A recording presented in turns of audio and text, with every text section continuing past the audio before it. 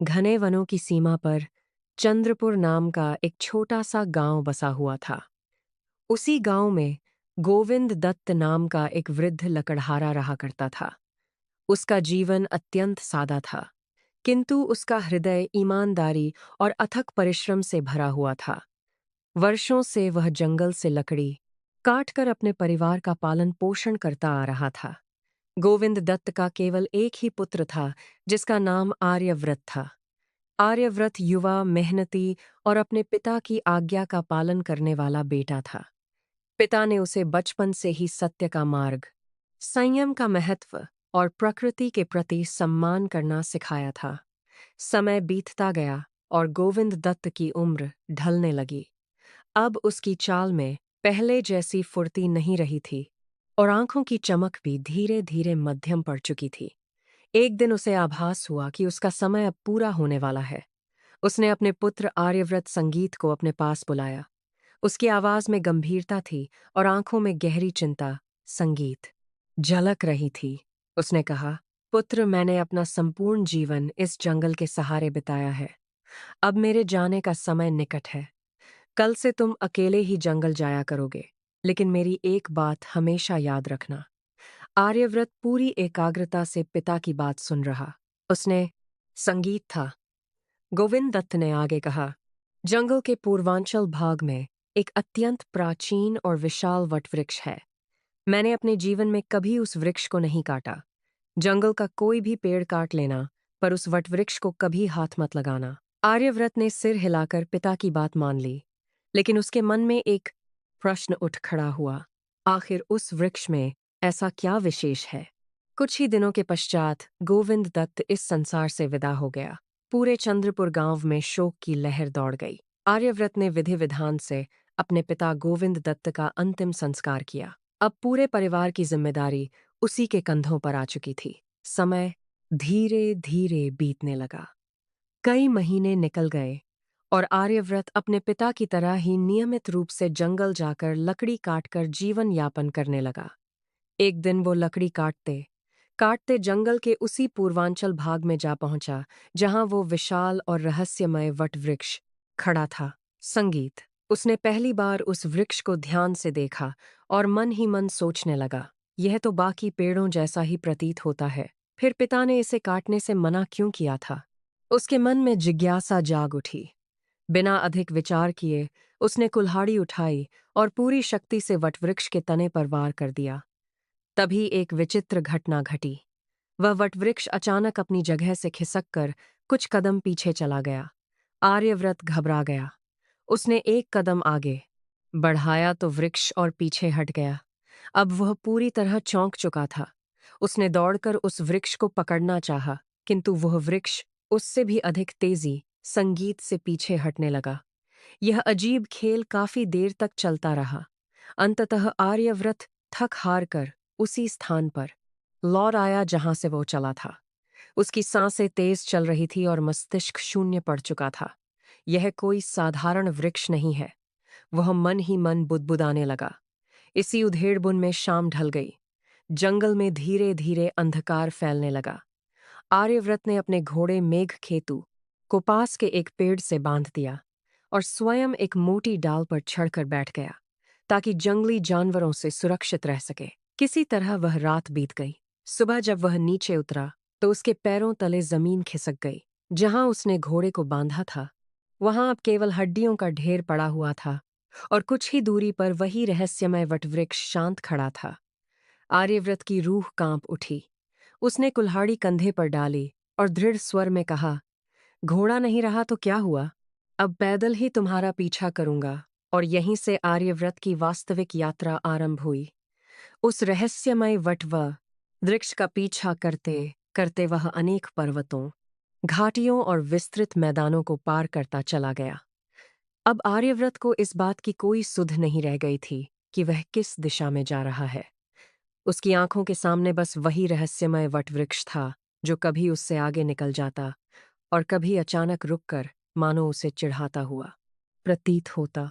चलते चलते दिन ढल गया और संध्या का आकाश लालिमा से भर उठा। अत्यधिक थकान के कारण आर्यव्रत ने एक बार संगीत फिर किसी पेड़ पर ही रात बिताने का निश्चय किया। उसका शरीर जवाब देने लगा था, किंतु मन में एक अजीब सी संगीत हठ जमी हुई थी, जो उसे आगे बढ़ने से रोक नहीं पा रही थी। अगली सुबह उसने फिर यात्रा आरंभ की। यात्रा के तीसरे दिन एक ऐसी घटना घटी जिसने उसके जीवन की दिशा ही बदल दी। अचानक उसके सामने एक भयानक दृश्य उभर आया। एक विशाल और विकराल महासर्प तथा एक अत्यंत सुंदर और तेजस्वी वनमृग आपस में जीवन मरण का संघर्ष कर रहे थे। महासर्प ने उस मृग को आधा निगल लिया था, किंतु मृग के लंबे और नुकीले सींग सर्प के मुख में फंस गए थे। मृग पीड़ा से छटपटा रहा था और महासर्प क्रोध से फुफकारते संगीत हुए धरती को कंपा रहा था। यह दृश्य देखकर आर्यव्रत स्तब्ध रह गया। उसने अपने जीवन में कभी ऐसा भयावह संघर्ष नहीं देखा था। उसी क्षण वनमृग ने आर्यव्रत को देख लिया। संगीत उसने करुण और कंपित स्वर में पुकारा, हे मानव, ईश्वर के नाम पर मेरी सहायता करो। मेरे सींग काट दो, नहीं तो यह मुझे मार डालेगा। मैं जीवन भर तुम्हारा ऋणी रहूंगा। तभी महासर्प ने भी भारी और गूंजती हुई आवाज में कहा, इसकी बातों में मत आना। यदि तुम मेरी सहायता करोगे तो मैं तुम्हें अपार धन, वैभव और सुख प्रदान करूंगा। आर्यव्रत का मन एक गहरी दुविधा में फंस गया। एक ओर करुणा की पुकार थी और दूसरी ओर लोभ का प्रलोभन। संगीत बिना अधिक सोच विचार किए उसने अपनी कुल्हाड़ी उठाई और एक के बर आध एक उस वन मृग के दोनों सींग संगीत काट दिए। जैसे ही सींग कटे, मृग पीड़ा से करातहता हुआ धरती पर संगीत गिर पड़ा और अगले ही क्षण उस विशाल महासर्प भुजंगेश्वर ने उसे पूरी तरह निगल लिया। कुछ पल तक चारों ओर गहरा सन्नाटा छाया रहा। फिर भुजंगेश्वर ने आर्यव्रत की ओर देखा और शांत गंभीर स्वर में बोला, तुमने मेरी बहुत बड़ी सहायता की है। मैं वचन देता हूं कि तुम्हें खाली हाथ नहीं जाने दूंगा। आर्यव्रत के मन में हल्का भय अवश्य था, किंतु अब पीछे हटने का कोई मार्ग नहीं बचा था। महासर्प भुजंगेश्वर उसके साथ साथ चलने लगा। चलते चलते दोनों के बीच बातें होने लगी और यात्रा आगे बढ़ती रही। कुछ दूरी तय करने के बाद वे एक विशाल और रहस्यमयी नीलसर झील के किनारे पहुंच गए। भुजंगेश्वर ने कहा, मैं यहां स्नान करूंगा, तुम यहीं मेरा इंतजार करना। यदि कुछ विचित्र घटे तो भयभीत मत होना। इतना कहकर वह झील के गहरे जल में उतर गया।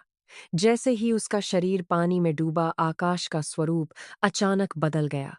तेज आंधी चलने लगी, काले बादल गरज उठे और बिजली इतनी प्रचंड चमकने लगी कि मानो धरती कांप उठी हो।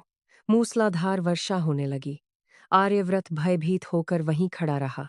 यह प्रलय सदृश्य तब तक बना रहा जब तक भुजंगेश्वर जल में स्नान करता रहा, और जैसे ही वह झील से बाहर निकला सब कुछ शांत हो गया। ना वर्षा, ना आंधी, ना ही बादल। भुजंगेश्वर मुस्कुराया और बोला, अब मेरी थकान उतर गई है, चलो मेरे निवास की ओर चलते हैं।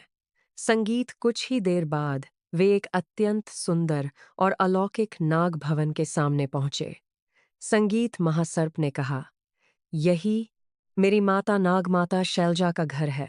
घर के भीतर प्रवेश करते ही नाग माता शैलजा ने अपने पुत्र को देखकर अपार प्रसन्नता व्यक्त की। जब उन्हें आर्यव्रत के बारे में ज्ञात हुआ तो उन्होंने स्नेहपूर्वक कहा, पुत्र, यह तुम्हारा मित्र है, इसका यहाँ आदर पूर्वक वागत होना चाहिए, इसका स्वागत होना चाहिए, इसे उत्तम भोजन कराया जाए।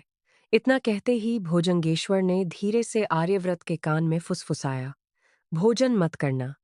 मेरी माता से कहना कि आंगन संगीत में स्थित आम्र वृक्ष पर टंगा हुआ वह छोटा सा दर्पण तुम्हें दे दें। नागमाता शैलजा ने आर्यव्रत संगीत से स्नेहपूर्वक भरपेट भोजन करने का आग्रह किया, किंतु आर्यव्रत ने विनम्रता से हाथ जोड़कर मना कर दिया। फिर उसने कहा, माँ, यदि आपकी अनुमति हो तो आंगन के आम्र वृक्ष पर लटका हुआ वह छोटा सा दर्पण मुझे प्रदान कर दीजिए। नाग माता शैलजा मुस्कुरा उठी और बोली, यह तो एक विचित्र मांग है। पुत्र, पर यदि तुम्हारी यही इच्छा है तो इसे ले जाओ। जैसे ही आर्यव्रत ने वह दर्पण अपने हाथ में लिया और उसमें झांका, अचानक उसमें से एक दिव्य स्त्री प्रकट हुई। उसका रूप अलौकिक था। मुखमंडल तेजस्वी, नेत्र करुणा से भरे और स्वर मधुर उसने सिर झुकाकर कहा, मैं प्रतिबिंबा हूं, बताइए मेरे स्वामी, आपकी क्या आज्ञा है।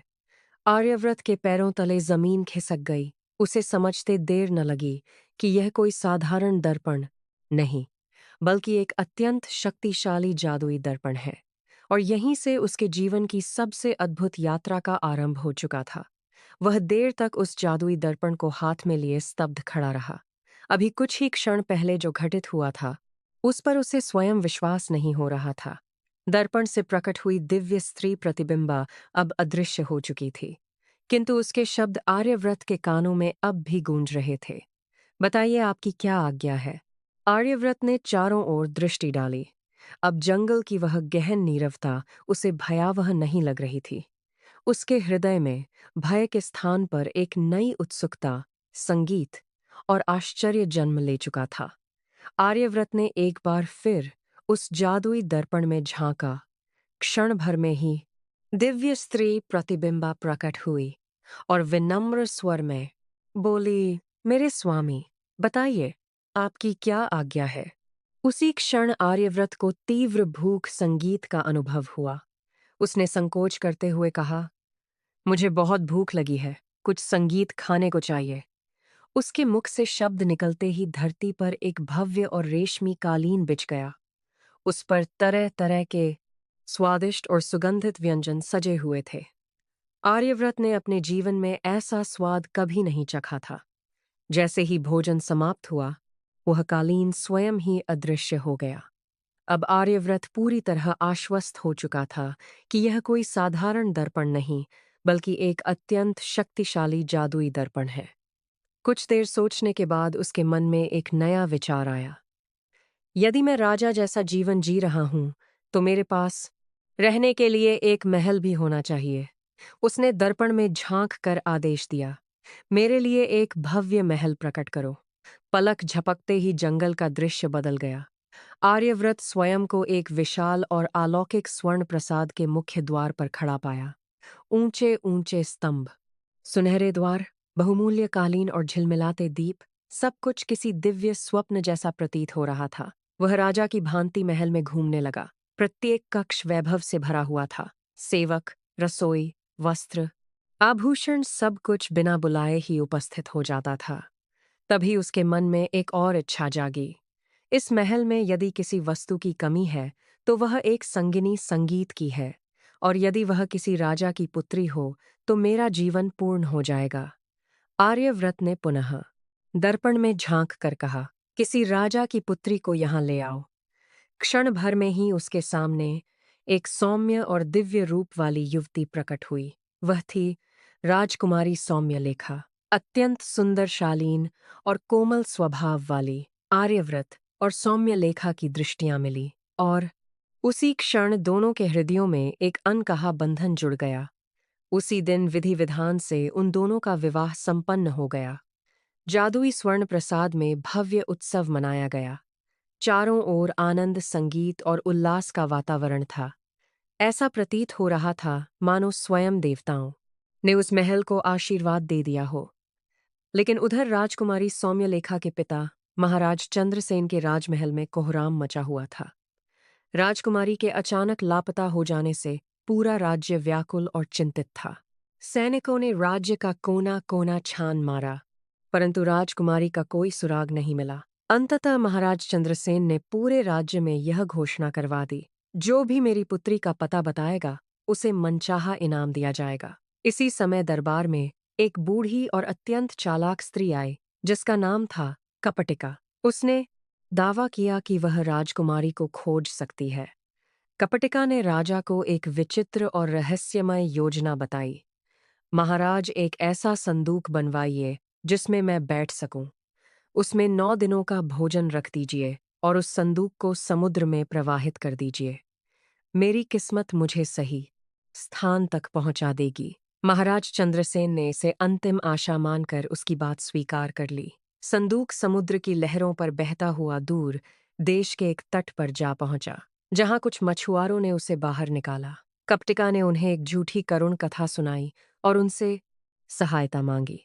मछुआरे दया में आ गए और उसे उसी स्वर्ण प्रसाद तक ले आए जहां आर्यव्रत निवास करता था। कपटिका को रानी सौम्यलेखा के समक्ष प्रस्तुत किया गया। पहली ही दृष्टि में वह पहचान गई कि यही वही खोई हुई राजकुमारी है। उसने रानी को अपनी बनावटी दुख भरी कहानी सुनाई और महल में रहने की अनुमति मांगी। रानी सौम्यलेखा स्वभाव से दयालु थी। उन्होंने आर्यव्रत से परामर्श कर कपटिका को महल में रहने की अनुमति दे दी। धीरे धीरे कपटिका महल के रहस्यों को समझने लगी। वह देखती थी कि महल का सारा कार्य अपने आप होता है। ना कोई सेवक दिखाई देता, ना कोई आदेश दिया जाता। फिर भी महल सदा सुसज्जित और व्यवस्थित रहता। वह बार बार रानी सौम्यलेखा से पूछती, रानी जी, ये सब कार्य आखिर करता कौन है? सौम्यलेखा स्वयं इस रहस्य से अनभिज्ञ थी। कपटिका ने अपनी चालाकी से रानी के मन में धीरे धीरे शंका का बीज बो दिया। एक रात रानी सौम्यलेखा ने आखिरकार आर्यव्रत से पूछ ही लिया, प्रेम और विश्वास का। हे वशीभूत होकर आर्यव्रत ने उसे उस जादुई दर्पण का पूरा रहस्य बता दिया। यहीं से विश्वासघात की नींव पड़ चुकी थी। आर्यव्रत से जादुई दर्पण का रहस्य जान लेने के बाद अब वह दर्पण रानी सौम्यलेखा के लिए केवल एक वस्तु नहीं रहा था, बिल्कुल जिज्ञासा और कौतूहल का केंद्र बन चुका था। कई बार वह उसे हाथ में लेकर देखती। जैसे ही वह दर्पण में झांकती दिव्य स्त्री प्रतिबिंबा प्रकट हो जाती और विनम्र स्वर में पूछती, आज्ञा कीजिए रानी साहिबा। कभी सौम्य लेखा उसे महल के उपवनों की साज सज्जा का आदेश देती, कभी फूलों की अलंकरण व्यवस्था करवाती। वह इसे एक निरपराध खेल समझ रही थी, परंतु यह सब कपटिका की पैनी निगाहों से छिपा नहीं था। वह भली भांति समझ चुकी थी कि महल की सारी समृद्धि, वैभव और शक्ति उसी संगीत जादुई दर्पण से जुड़ी हुई है। वह बस उचित अवसर संगीत की प्रतीक्षा कर रही थी। एक दिन आर्यव्रत अपने दैनिक भ्रमण के लिए महल से बाहर चला गया। उस समय महल में केवल रानी सौम्यलेखा और कपटिका ही उपस्थित थी। मौका देखते ही कपटिका ने मीठी मीठी बातों में रानी को उलझा लिया, और जैसे ही सौम्यलेखा का ध्यान भटका, वह चुपचाप उस जादुई दर्पण को उठाकर वहां से ले गई। जैसे ही कपटिका ने उस जादुई दर्पण में झांका दिव्य स्त्री प्रतिबिंबा प्रकट हुई, उसने विनम्र स्वर में पूछा, बताइए, आपकी क्या आज्ञा है? कपटिका ने एक पल भी गंवाए बिना कठोर स्वर में आदेश दिया, मुझे और रानी सौम्यलेखा को तुरंत उसके पिता महाराज चंद्रसेन के राजमहल में पहुंचा दो। अगले ही क्षण दोनों शाही महल में उपस्थित थी। रानी सौम्यलेखा को कुछ भी समझ में नहीं आया।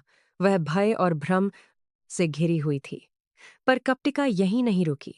उसने फिर से दर्पण उठाया और निर्दय स्वर में बोली, आर्यव्रत का जादुई महल पूर्णतः नष्ट कर दिया जाए। क्षण भर में वह भव्य स्वर्ण प्रसाद, जो कभी स्वप्न जैसा प्रतीत होता था, जलकर रूपिन सौंग करना आंख के ढेर में बदल गया। उधर जब आर्यव्रत वापस लौटा तो उसकी आंखों के सामने केवल राख थी। न महल, न रानी, न वैभव। वह स्तब्ध होकर धरती पर बैठ गया। उसका मन पूरी तरह शून्य हो चुका था। सब कुछ एक ही पल में समाप्त हो गया था। वह टूटे स्वर में कुछ कहना ही चाहता था कि उसे आभास हुआ, भाग्य ने अभी उसे पूरी तरह अकेला नहीं छोड़ा था। महल की बिल्ली सारिका किसी तरह उस विनाश से बच गई थी। जब रानी सौम्यलेखा को अचानक महल ले जाया गया था, तब उसने सारिका को कच्चे मांस का एक छोटा सा टुकड़ा दे दिया था। वही टुकड़ा अब एकमात्र निशानी बन गया था। जब महल जल रहा था, सारिका इधर उधर भागती रही। आर्यव्रत ने उसे देखा और उसके साथ मिलकर उस मांस के टुकड़े को खोज निकाला। संगीत आर्यव्रत ने उसे दो भागों में बांट दिया। एक भाग सारिका को दिया और दूसरा अपनी जेब में रख लिया। अब यही मुझे सौम्यलेखा तक पहुंचाएगा, उसने मन ही मन दृढ़ निश्चय किया। इसके बाद आर्यव्रत ने अपनी यात्रा आरंभ की। वह पर्वतों, नदियों, मैदानों और घने वनों को पार करता चला गया। उसका संकल्प अडिग था। कई दिनों की कठिन यात्रा के बाद वह उस राज्य में जा पहुंचा जहां महाराज चंद्रसेन का शासन था। अपनी पहचान छिपाकर वह सीधे शाही महल में पहुंचा और रसोई में काम मांगा। संयोगवश शाही रसोई में बर्तन धोने वाले की आवश्यकता थी। आर्यव्रत को वहीं काम मिल गया। वह प्रतिदिन रानी सौम्यलेखा की एक झलक पाने की कोशिश करता, परंतु सफल नहीं हो पाता। उधर सौम्यलेखा भी पति से बिछड़ने के कारण दिन रात उदास और मौन रहती थी। एक दिन शाही रसोई का वृद्ध मुख्य रसोइया अचानक बीमार पड़ गया। वृद्ध मुख्य रसोइये ने आर्यव्रत से कहा, आज मेरी तबीयत ठीक नहीं है, तुम ही आज का भोजन तैयार कर दो। आर्यव्रत ने पूरे मन और श्रद्धा से भोजन बनाया।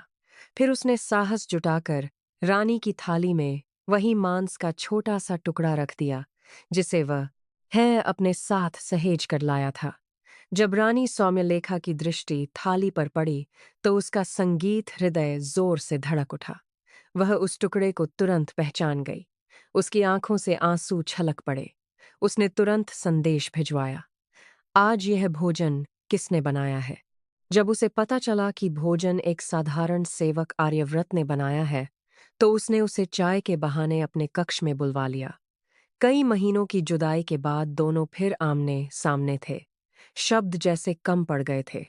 आंसू ही वह सब कुछ कह रहे थे जो हृदय में दबा था। अब दोनों के सामने केवल एक ही लक्ष्य था, जादुई दर्पण को वापस पाना। लेकिन उन्हें यह ज्ञात नहीं था कि कप्टिका पहले ही अपनी अगली चाल चल चुकी थी। रानी सौम्यलेखा और आर्यव्रत की इस गुप्त भेंट के बाद दोनों के मन में एक ही चिंता थी, वही जादुई दर्पण, जो कभी उनकी खुशियों का आधार था और अब इस पूरे संकट की जड़ बन चुका था। वह दर्पण अभी भी कप्टिका के पास था, जो हर समय रानी के आसपास मंडराती रहती थी। जैसे ही उसकी नजर आर्यव्रत पर पड़ी, वो तुरंत उसे पहचान गई। चेहरा भले ही साधारण सेवक का था, लेकिन उसकी आंखों में वही पुराना दर्द साफ झलक रहा था। उसे समझते देर न लगी कि आर्यव्रत फिर से अपना सब कुछ वापस पाने का प्रयास कर रहा है। अगली ही रात कप्टिका ने जादुई दर्पण में झांका। क्षण भर में दिव्य स्त्री प्रतिबिंबा प्रकट हुई। कप्टिका ने कठोर स्वर में आदेश दिया, आर्यव्रत को उसी स्थान पर पहुंचा दो जहां उसका जला हुआ महल था। क्षण भर में ही आर्यव्रत फिर उसी राख के ढेर के पास बैठा था। न महल था, न रानी। उसके साथ केवल उसकी वफादार बिल्ली सारिका थी। अब सारिका की भूख बढ़ने लगी। महल ना होने के कारण उसे विवश होकर चूहे पकड़ने पड़े। धीरे धीरे आसपास के क्षेत्र में चूहों की संख्या कम होने लगी।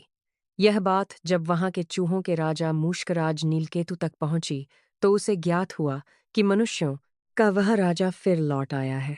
न्याय की आशा लेकर मूष स्वयं आर्यव्रत के पास पहुंचा। अपनी पतली सी आवाज संगीत में उसने कहा, महाराज, आपकी बिल्ली मेरे राज्य को नष्ट कर देगी।